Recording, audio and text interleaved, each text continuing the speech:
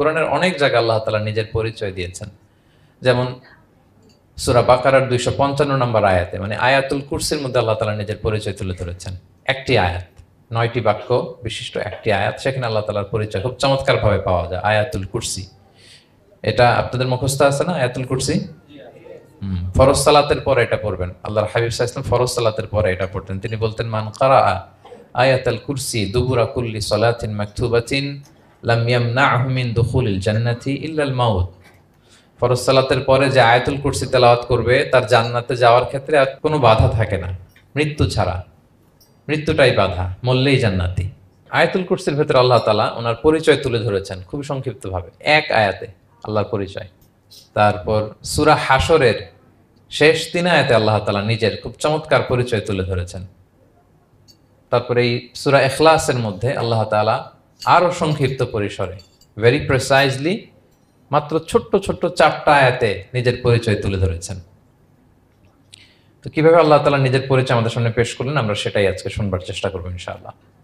সূরাতুল ইখলাস, আপনারা কি জানেন এটা কোরআনের কততম পারায় অবস্থিত? 30তম পারায়। এবং এই সূরাটি মাক্কি সূরা। কি সূরা?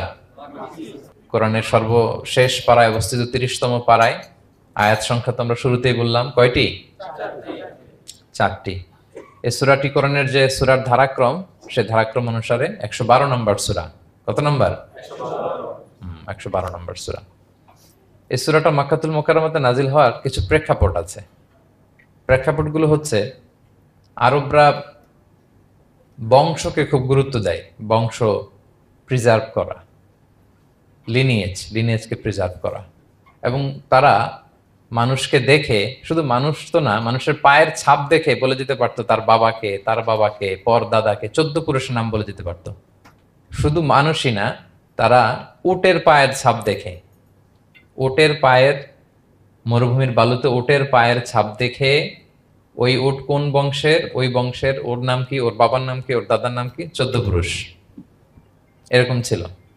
এবং তারা দুজন মানুষকে যদি ঢেকে রাখা হয় সারা শরীর, শুধু পায়ের একেবারে শেষের দিকের ছোট আঙ্গুল দেখে, এটাকে ইলমুল কিয়াফা বলে, ওই ছোট আঙ্গুলের শেপ দেখে ওরা বলে দিতে পারতো সে কোন বংশের, তার বাবার নাম কি, দাদার নাম কি, 14 পুরুষ। তারা এই লিনিয়েজকে প্রিজার্ভ করতো আর কি এইভাবে। এবং এই বংশ পরিক্রমা মুখস্থ করা, জানা, জিজ্ঞেস করা, এটাকে গুরুত্ব দিত। তো তারা আল্লাহকেও আমাদের মতো এরকম একজন সত্তা ভেবে আল্লাহ হাবিব সাল্লাল্লাহু আলাইহি ওয়াসাল্লামকে জিজ্ঞেস করতেছে যে, ইদান খালাকাল্লাহু কুল্লা শাই ফামান খালাকাল্লাহ। মুহাম্মদ, তুমি তো বলো যে আল্লাহ নাকি সব সৃষ্টি করেছে, তো আল্লাহকে কে সৃষ্টি করেছে? অথবা বলো যে আল্লাহর বাবাকে, আল্লাহর দাদাকে, আল্লাহর পরদাদাকে, আল্লাহর বংশটা বলো। তো তখন তাদের এই প্রশ্নের জবাবে আল্লাহ তাআলা সূরাতুল ইখলাস নাজিল করেন যে, কুল হু আল্লাহু আহাদ। হে নবী, আপনি বলুন আল্লাহ হচ্ছেন এক, অদ্বিতীয়, ইউনিক, অ্যাবসলিউট। আল্লাহুস সামাদ, তিনি হচ্ছেন সামাদ, তিনি কারোর প্রতি নির্ভরশীল নন, অমুখাপেক্ষী। লাম ইয়ালিদ ওয়া লাম ইউলাদ, তিনি কাউকে জন্ম দেনও নাই, আবার তিনি কারো কাছ থেকে জন্ম নেনও নাই। ওয়া লাম ইয়াকুল লাহু কুফুয়ান আহাদ, তার সমকক্ষ, তার মতো, তার সিমিলার মহাবিশ্বে দ্বিতীয় কেউ নাই। সুবহানাল্লাহ। এটা হচ্ছে শানে নুজুল, কোন প্রেক্ষাপটে নাজিল হয়েছে, এটা হচ্ছে একটা বর্ণনা। আরেক বর্ণনা এসছে, মক্কার মুশরিকরা জিজ্ঞেস করতে আরম্ভ করলো, ইয়া মুহাম্মদ, আমরা জানি মানুষ মাটির তৈরি, ফেরেশতারা নূরের তৈরি, মানে আলোর তৈরি, এরপর জিনেরা আগুনের তৈরি, আল্লাহ কিসের তৈরি? আল্লাহ তাআলার বাইয়িন লানা জিনসা রাব্বিক, তোমার আল্লাহর জিন্স বর্ণনা করো, সে কোত্থেকে আসছে, কি দিয়ে, কোন জিন্স থেকে, মানে কোন জিনিস থেকে তৈরি? তখন আল্লাহ তাআলা এই সূরাটা নাজিল করলেন, কুল হু আল্লাহু আহাদ আল্লাহুস সামাদ লাম ইয়ালিদ ওয়া লাম ইউলাদ ওয়া লাম ইয়াকুল লাহু কুফুয়ান আহাদ। এইভাবে অনেকগুলো বর্ণনা পাওয়া যায় যে এরকম এরকম প্রেক্ষাপটে যখন রাসূল সাল্লাল্লাহু আলাইহি ওয়াসাল্লামকে তারা এই সমস্ত প্রশ্ন জিজ্ঞেস করে, তখন তাদের প্রশ্নের জবাব স্বরূপ আল্লাহ তাআলা 4 আয়াত বিশিষ্ট এই সূরাটি নাজিল করেন। তাহলে সূরার কোন প্রেক্ষাপটে, কোন সিচুয়েশনে সূরাটা নাজিল হলো, এটা সবার কাছে ক্লিয়ার না এখন? এই সূরার কিছু ফজিলত পাওয়া যায়। আপনারা তো সূরার নাম শুনেছেন সূরাতুল ইখলাস। ইখলাস শব্দের অর্থ হচ্ছে সিনসিয়ারিটি, আন্তরিকতা বা একনিষ্ঠতা। যেহেতু এই সূরায় একনিষ্ঠতার সাথে আল্লাহর তাওহীদের ঘোষণা দেওয়া হয়, এজন্য এই সূরার নাম হচ্ছে সূরাতুল ইখলাস। আবার এই সূরাকে সূরাতুত তাওহীদও বলে, যেহেতু আল্লাহর একত্ববাদের ঘোষণা এই সূরায় দেওয়া হচ্ছে, ওয়াননেস অফ গড। আবার এই সূরার একটা নাম হচ্ছে সূরাতুল মারিফা, যেহেতু এই সূরা মারিফা মানে জানা বা চেনা, যেহেতু এই সূরা পড়ার মধ্য দিয়ে আল্লাহর পরিচয় জানা যায়, আল্লাহকে চেনা যায়, এজন্য সূরার নাম সূরাতুল মারিফা। আচ্ছা, এই সূরার অনেক ফজিলত আছে, অনেক ফজিলত। আমরা কয়েকটা ফজিলত আপনাদের সামনে শেয়ার করবো ইনশাআল্লাহ। এই সূরার 1 নম্বর ফজিলত হচ্ছে রাসূল সাল্লাল্লাহু আলাইহি ওয়াসাল্লাম বিভিন্ন সুন্নত নামাজের দ্বিতীয় রাকাতে এই সূরাটা পড়তেন।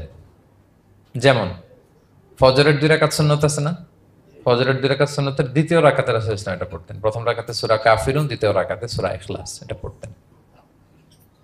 মাগরিবের নামাজের যে সুন্নাত, সেই সুন্নাতেরও দ্বিতীয় রাকাতে আল্লাহর হাবিব সাল্লাল্লাহু আলাইহি ওয়াসাল্লাম এই সূরাটা পড়তেন। তাওয়াফ করার পরে 2 রাকাত নামাজ পড়তে হয়, জানেন? ওই 2 রাকাত নামাজে রাসূল সাল্লাল্লাহু আলাইহি ওয়াসাল্লাম প্রথম রাকাতে সূরাতুল কাফিরুন, দ্বিতীয় রাকাতে সূরাতুল ইখলাস পড়তেন। বিতিরের সালাতের শেষ রাকাতে আল্লাহর হাবিব সাল্লাল্লাহু আলাইহি ওয়াসাল্লাম সূরাতুল ইখলাস পড়তেন। এই মর্মে অনেকগুলো হাসান হাদিস আছে। তাহলে কখন কখন সূরাতুল ইখলাস পড়তেন রাসূল সাল্লাল্লাহু আলাইহি ওয়াসাল্লাম, কোন নামাজে? ক্লিয়ার না? ফজরের 2 রাকাত সুন্নত নামাজের শেষের রাকাতে, মাগরিবের 2 রাকাত সুন্নত নামাজের শেষের রাকাতে, তাওয়াফের পরে যে 2 রাকাত পড়তে হয় শেষের রাকাতে, বিতিরের সালাতের শেষ রাকাতে। এই সূরাটাকে আল্লাহর হাবিব সাল্লাল্লাহু আলাইহি ওয়াসাল্লাম সুলুসুল কোরআন বলেছেন, 1/3 অফ দ্য কিতাব। কোরআনের 3 ভাগের 1 ভাগ। সূরাতুল ইখলাস তা'দিলু সুলুসাল কোরআন। সূরা ইখলাস হচ্ছে কোরআনের 3 ভাগের 1 ভাগ। তার মানে আপনি যদি একবার সূরা ইখলাস পড়েন, কয় পারা তেলাওয়াতের সওয়াব? 2 বার পড়লে, 3 বার পড়লে, 3 বার পড়লে 1 খতম কোরআনের সওয়াব। আলহামদুলিল্লাহ। কেউ কেউ বলেন যেহেতু আল্লাহর একত্ববাদের কথাবার্তা কোরআনে 1/3 মানে 1/3 জুড়ে আছে, সেহেতু সূরাতুল ইখলাস সুলুসুল কোরআন মানে হচ্ছে যে কোরআনের 3 ভাগের 1 ভাগে আল্লাহ যা নিয়ে কথা বলেছে সূরাতুল ইখলাসের ভিতরেই সেটা সংক্ষেপে চলে আসছে। এজন্য এটাকে বলা হয় 1/3 অফ দ্য বুক, কোরআনের 3 ভাগের 1 ভাগ। এটার আরেকটা, এই হাদিসটা মুতাওয়াতির হাদিস। সূরাতুল ইখলাস তা'দিলু সুলুসাল কোরআন, এটা এমন সংখ্যক, বেশি সংখ্যক সাহাবী প্রতিটি জেনারেশনে বর্ণনা করেছে, সাহাবী, তাবি। এই হাদিসের ব্যাপারে কোনো ডাউট তৈরি হয় না, কোনো সাসপিশন তৈরি হয় না। খুবই ভ্যালিড এই হাদিসটা, যেটা কোরআনের 3 ভাগের 1 ভাগ। আচ্ছা, আল্লাহর হাবিব সাল্লাল্লাহু আলাইহি ওয়াসাল্লাম আরেকটা হাদিসে এসেছে, এক সাহাবীকে কোবা পল্লীতে ইমাম করে পাঠিয়েছেন। মদিনা মসজিদে নববীর পাশে একটা মসজিদ আছে, মসজিদে কোবা, সেই মসজিদের ইমাম করে এক সাহাবীকে পাঠিয়েছেন। ওই সাহাবীর একটা অভ্যেস ছিল, উনি প্রত্যেক রাকাতে সূরা ফাতিহার পরেই আগে সূরা ইখলাস পড়তেন। ধরেন প্রথম রাকাতে সূরা ফাতিহার পরে ইখলাস, এরপর একটা সূরা পড়তেন। দ্বিতীয় রাকাতে সূরা ফাতিহার পরে আবার সূরা ইখলাস, এরপর একটা সূরা পড়তেন। ধরেন যে জুমার নামাজ 2 রাকাত, উনি ফাতিহার পরে প্রথমে কোন সূরাটা পড়ে নিতেন, এরপরে অন্য যে কোনো একটা সূরা। দ্বিতীয় রাকাতে সূরা ফাতিহার পরে কোন সূরাটা প্রথমে পড়ে নিতেন? ইখলাসের। এইটাই ওনার স্বভাব। প্রত্যেক নামাজে যদি কোনো ইমাম সাহেব শুধু সূরা ইখলাস পড়ে, একটু খারাপ লাগবে না আমাদের? ওনার মুসল্লিদেরও তাই লেগেছে। ওনারা জিজ্ঞেস করলেন, তুমি এটা কেন করো? এরকম না করে স্বাভাবিকভাবে পড়ো। তো উনি বললেন, না, আমি এইভাবেই পড়বো, আমি যেভাবে পড়তেছি এইভাবেই পড়বো, পড়লে পড়ো, না হলে তোমাদের হিসাব তোমাদের। তো তারা যে রাসূল সাল্লাল্লাহু আলাইহি ওয়াসাল্লামের কাছে বিচার দিল যে, ইয়া রাসূলুল্লাহ, দেখেন একজন ইমাম আপনি আমাদের জন্য নির্ধারণ করেছেন, উনি প্রত্যেক রাকাতে সূরা ইখলাস পড়ে, ইন এভরি সিঙ্গেল রাকাত সূরা ইখলাস পড়ে। তো রাসূল সাল্লাল্লাহু আলাইহি ওয়াসাল্লাম তাকে ডাকলেন, ডেকে বললেন, ঘটনা কি? তুমি নাকি এরকম করো, প্রত্যেক রাকাতে ফাতিহার পরে আগে ইখলাস দিয়ে শুরু করো, কেন করো? সে বলতেছে, ইয়া রাসূলুল্লাহ, হ্যাঁ, আমি আসলে এমনটা করি কারণ আমি এই সূরাটাকে বড্ড ভালোবাসি। কারণ ফিহি সিফাতুর রহমান, এই সূরার ভেতরে আল্লাহর পরিচয় মেলে, আল্লাহর পরিচয় পাওয়া যায়, যেন সূরাটাকে আমি বড্ড ভালোবাসি। রাসূল সাল্লাল্লাহু আলাইহি ওয়াসাল্লাম বললেন, ঠিক আছে, তোমার অভ্যাসের পরিবর্তন করার দরকার নাই। হুব্বুকা ইয়াহা ইউদখিলুকাল জান্নাহ, এই সূরার প্রতি তোমার এই ভালোবাসাই তোমাকে জান্নাতে প্রবেশ করাবে। আরেক বর্ণনায় এসেছে, তুমি যেমনি আল্লাহর পরিচয় থাকার কারণে সূরাটাকে ভালোবাসো, আল্লাহ জানিয়েছেন যেন তোমাকে জানাই আল্লাহও তোমাকে ভালোবাসে। ফিহি সিফাতুর রহমান, এই সূরার ভেতরে রহমানের পরিচয় পাওয়া যায়, আল্লাহ সুবহানাহু ওয়া তাআলার পরিচয় পাওয়া যায়। তো এই জন্য উনি প্রত্যেক রাকাতে সূরা ইখলাস পড়তেন। আরেকটা হাসান পর্যায়ের হাদিসে পাওয়া যায়, 9ম হিজরিতে আল্লাহর হাবিব সাল্লাল্লাহু আলাইহি ওয়াসাল্লাম তাবুক যুদ্ধে অংশগ্রহণ করেছিলেন। আপনারা তাবুক যুদ্ধের নাম শুনেছেন? হ্যাঁ, নিশ্চয়ই শুনেছেন, যারা ইসলামের ইতিহাস, রাসূল সাল্লাল্লাহু আলাইহি ওয়াসাল্লামের বায়োগ্রাফি নিয়ে পড়াশোনা করেছেন। তাবুক হচ্ছে অনেক দূরে মদিনা থেকে, খুব কষ্টের সফর ছিল। তখন খেজুর পেকে সবার ঘরে খেজুর পাকা খেজুর উঠাতে হবে, আবার প্রচন্ড গরম, আবার সফরের দূরত্ব অনেক বেশি। এই সফরে মূলত কোনো যুদ্ধ সংগঠিত হয়, তাবুক যুদ্ধে কোনো যুদ্ধ হয় নাই। কয়েক সপ্তাহ লাগছে যেতে, কয়েক সপ্তাহ ফিরতে, এতটুকুই। জাস্ট কে পাক্কা ইমানদার আর কারা মুনাফেক, হিপোক্রিট, এটাকে ক্লিয়ার করার জন্য আল্লাহ তাআলা এই যুদ্ধের আহ্বান জানিয়েছেন যে যাও, অ্যাটাক করো, তাবুকে যাও। বিশাল বাহিনী, প্রায় বিশাল একটা বাহিনী যে তাবুকে চলে গেল। রাসূল সাল্লাল্লাহু আলাইহি ওয়াসাল্লাম যখন তাবুক যুদ্ধে ছিলেন, এই অভিযানে ছিলেন, তখন মদিনায় এক সাহাবী ইন্তেকাল করেন, নাম হচ্ছে মুআবিয়া ইবনে মুআবিয়া আল মুজহানি। তো উনি ইন্তেকাল যখন করলেন, রাসূল সাল্লাল্লাহু আলাইহি ওয়াসাল্লাম তো এত দূর থেকে এটা জানতেন না। জিবরাইল আলাইহিস সালাম এসে বললেন, ইয়া রাসূলুল্লাহ, মদিনাতে আপনার সাহাবী মুআবিয়া ইন্তেকাল করেছে। মুআবিয়া ইবনে আবি সুফিয়ান একজন সাহাবী আছে, উনি নয়, মুআবিয়া ইবনে মুআবিয়া আল মুজহানি। তখন বললেন, ইয়া রাসূলুল্লাহ, আপনি এই ৩০,০০০ সাহাবী নিয়ে এখানেই মরুভূমির মধ্যেই তার গায়েবানা জানাজা পড়েন, আমরাও আছি আপনার সাথে, আমরাও শরীক হব। রাসূল সাল্লাল্লাহু আলাইহি ওয়াসাল্লাম এত দূরে তাবুক থেকেই মুআবিয়া ইবনে মুআবিয়া আল মুজহানি রাদিয়াল্লাহু তাআলা আনহুর গায়েবানা জানাজায় শরীক হলেন।